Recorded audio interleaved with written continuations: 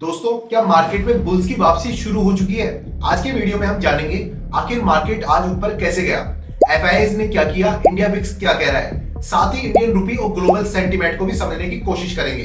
तो वीडियो को लास्ट तक जरूर देखें। नमस्कार साथियों, मैं कृष्णा, स्वागत है आपका स्ट्रेटजी लैब पर। आज मार्केट में तेजी के पीछे एक नहीं बल्कि कई पॉजिटिव फैक्टर थे, लेकिन सबसे बड़ा पॉजिटिव फैक्टर था ब्रेंट क्रूड ऑयल। पिछले कुछ दिनों से मिडिल ईस्ट टेंशन की वजह से ऑयल लगातार ऊपर जा रहा था, लेकिन आज ऑयल प्राइस में थोड़ी राहत देखने को मिली। ब्रेंट क्रूड ऑयल इस समय $90 के आसपास चल रहा है। पहले ये $102 तक पहुंच गया था। जब भी क्रूड ऑयल नीचे आता है तो भारत के लिए सबसे पॉजिटिव खबर मानी जाती है, क्योंकि भारत अपनी जरूरत का लगभग 85% ऑयल इंपोर्ट करता है। अगर ऑयल के दाम गिरते हैं तो इन्फ्लेशन का डर भी कम होता है, रूपी मजबूत होता है और एफआईआई का कॉन्फिडेंस यहाँ से बढ़ता है। यही वजह रही आज मार्केट को सबसे बड़ा सपोर्ट यहीं से मिला। दूसरा रीजन था ग्लोबल सेंटीमेंट में सुधार। यूएस ईरान तनाव में थोड़ी राहत के संकेत यहाँ देखने को मिले। रिस्क ऑफ मूव थोड़ा कम हुआ। ग्लोबल मार्केट्स में बाइंग वापस देखने को मिली। जब भी ग्लोबल मार्केट्स मजबूत होते हैं तो उसका डायरेक्ट इंपैक्ट इंडियन मार्केट पर भी देखने को मिलता है। दोस्तों, आज मार्केट को सपोर्ट देने में इनके अलावा एक और बड़ा रीजन था Indian rupee. Indian rupee dollar के मुकाबले थोड़ा मजबूत हुआ है। जब ब्रेंट क्रूड ऑयल की कीमतें नीचे आती है और ग्लोबल सेंटीमेंट मजबूत होता है तो डॉलर पर भी दबाव आता है और इससे भारतीय रुपए मजबूत होने लगता है।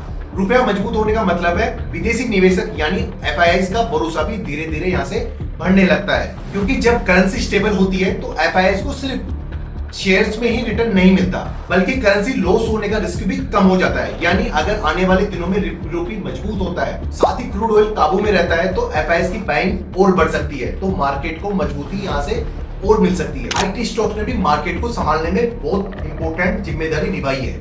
आज आईटी सेक्टर में शानदार खरीदारी देखने को मिली। डॉलर मजबूत होने से आईटी कंपनीज की अर्निंग बेहतर होने की उम्मीद बनी हुई है। इंफोसिस, टीसीएस, एचसीएल, टेक जैसे स्टॉक ने निफ्टी को ऊपर खींचने में अहम भूमिका निभाई। अब सबसे इंपॉर्टेंट डेटा एफआईआई और डीआईआई का। 24 जुलाई को एफआईआई ने लगभग 3,892 करोड़ रुपए की सेलिंग कर दी, वहीं डीआईआई ने 5,453 लाख करोड़ रुपए की बाइंग कर दी। यानी अगर डीआईआई मार्केट को सपोर्ट नहीं देते तो बड़ी गिरावट वहां देखने को मिल सकती थी। अब बात करते हैं पीसीआर की, पुट कॉल रेशियो। 24 जुलाई को पीसीआर था 0.70 पर। इसका मतलब था मार्केट में कॉल ज्यादा खरीदी जा रही थी और पुट राइटिंग यहाँ कमजोर थी। ऑप्शन ट्रेडर्स को भरोसा नहीं था कि मार्केट मजबूती से ऊपर जाएगा, लेकिन आज मार्केट ने पूरा बिहेवियर ही बदल दिया। पीसीआर 0.94 पर चला गया, यानी ऑप्शन मार्केट में पुट राइटिंग बढ़ने लगी। अब ट्रेडर्स को लगने लगा है कि नीचे का रिस्क पहले जितना नहीं रहा है। पीसीआर का 0.70 से 0.94 पर पहुंचना एक बड़ा सेंटीमेंट चेंज दिखाता है। यह अभी तरफ पुलिस जोन में तो नहीं है, लेकिन बेरिश सेंटीमेंट काफी कमजोर हो चुका है। अब बात करते हैं इंडिया विक्स की। 24 जुलाई को इंडिया विक्स था 14.10 पर। इतना ऊंचा विक्स बता रहा था कि ट्रेडर्स आने वाले दिनों में बड़ी वॉलेटिलिटी की उम्मीद कर रहे थे। जब विक्स बढ़ता है तो इसका मतलब होता है मार्केट में डर भी बढ़ रहा है, क्योंकि इसे फियर इंडेक्स भी कहा जाता है।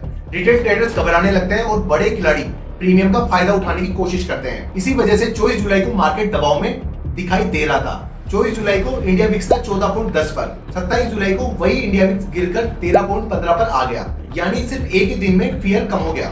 जब विक्स गिरता है तो मार्केट में कॉन्फिडेंस वापस आने लगता है, ऑप्शन सेलर ज्यादा एक्टिव हो जाते हैं और मार्केट धीरे धीरे स्टेबल होने लगता है। यही वजह थी कि आज मार्केट में बाइंग देखने को मिली। अब आपके मन में आ रहा होगा कि कल मार्केट में क्या होने वाला है। देखिए, अगर क्रूड ऑयल नीचे ही रहता है, ग्लोबल मार्केट ग्रीन रहता है, इंडिया विक्स भी कंट्रोल में रहता है, तो निफ्टी 24,000 के ऊपर टिकने की कोशिश करेगा। लेकिन अगर यही रिवर्स हो जाए, ब्रेंट क्रूड ऑयल का प्राइस ऊपर चले जाए, इंडिया विक्स भी बढ़ जाए, तो मार्केट में प्रॉफिट बुकिंग वापस आ सकती है। तो दोस्तों, आज की तेजी मार्केट को थोड़ी राहत जरूर दी है, लेकिन अभी यह कहना जल्दबाजी होगी कि बुल्स मार्केट में पूरी तरह वापस आ गए हैं। अगर आपको भी रोज ऐसी आसान भाषा में मार्केट एनालिसिस पसंद है तो स्ट्रेटजी लैब को लाइक करें, चैनल को सब्सक्राइब करें। मिलते हैं अगली वीडियो में। तब तक सीखते रहिए, कमाते रहिए और मार्केट में हमेशा रिस्क मैनेज के साथ ही ट्रेड कीजिए। जय हिंद।